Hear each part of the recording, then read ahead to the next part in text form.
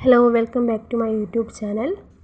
അപ്പോൾ നമ്മളിന്ന് DLEDുമായി ബന്ധപ്പെട്ട പുതിയൊരു അപ്ഡേറ്റുമായിട്ടാണ് വന്നിരിക്കുന്നത്. DLEDുമായി ബന്ധപ്പെട്ട പുതിയ അപ്ഡേറ്റുകൾക്കായി നമ്മുടെ ചാനലൊന്ന് സബ്സ്ക്രൈബ് ചെയ്ത് സപ്പോർട്ട് ചെയ്യുക.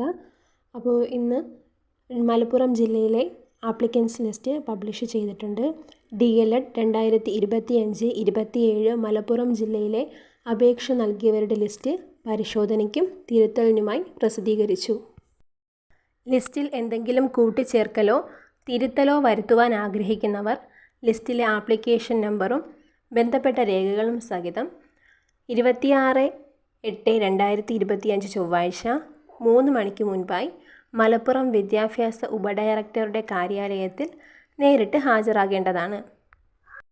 ഇമെയിൽ, തപാൽ, ഫോൺ മുഖേനയുള്ള പരാതികൾ സ്വീകരിക്കുന്നതല്ല. ഭിന്നശേഷി വിഭാഗക്കാർ, ജവാന്റെ ആശ്രിതർ, വിമുക്ത ഭടന്റെ ആശ്രിതർ, EWS വിഭാഗക്കാർ എന്നിവർ ലിസ്റ്റിൽ സംവരണം ഉൾപ്പെടുത്തിയിട്ടുണ്ടെന്ന് ഉറപ്പുവരുത്തേണ്ടതാണ്. അതായത് നിങ്ങളുടെ ആ ഒരു ഡീറ്റെയിൽസൊക്കെ എഴുതിയിരിക്കുന്ന ആ ഒരു സ്ഥലത്ത് അതിന് നേർക്ക് EWS അല്ലെങ്കിൽ OBC ഏതാണോ നിങ്ങളുടെ ആ ഒരു കാറ്റഗറി അത് എഴുതിയിട്ടുണ്ടെന്ന് നിങ്ങൾ ഉറപ്പുവരുത്തേണ്ടതാണ്. ലിസ്റ്റിലെ എല്ലാ വിവരങ്ങളും ശരിയാണെന്ന് ഉറപ്പുവരുത്തേണ്ടതാണ്. 26/8/2025 4 മണിക്ക് ലിസ്റ്റ് PSCക്ക് നൽകേണ്ടതിനാൽ സമയപരിധിക്ക് ശേഷം വരുന്ന തിരുത്തലുകൾ പരിഗണിക്കുന്നതല്ല.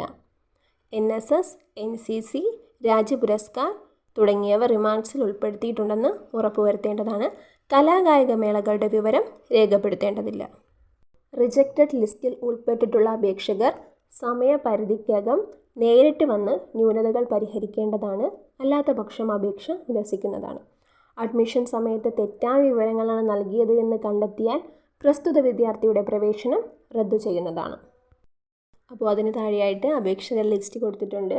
Government science, government humanities, government commerce, science self financing, humanities self finance, commerce self finance, rejected list ഇങ്ങനെ 7 കാറ്റഗറി ആയിട്ടാണ് ലിസ്റ്റ് തരംതിരിച്ചിരിക്കുന്നത്.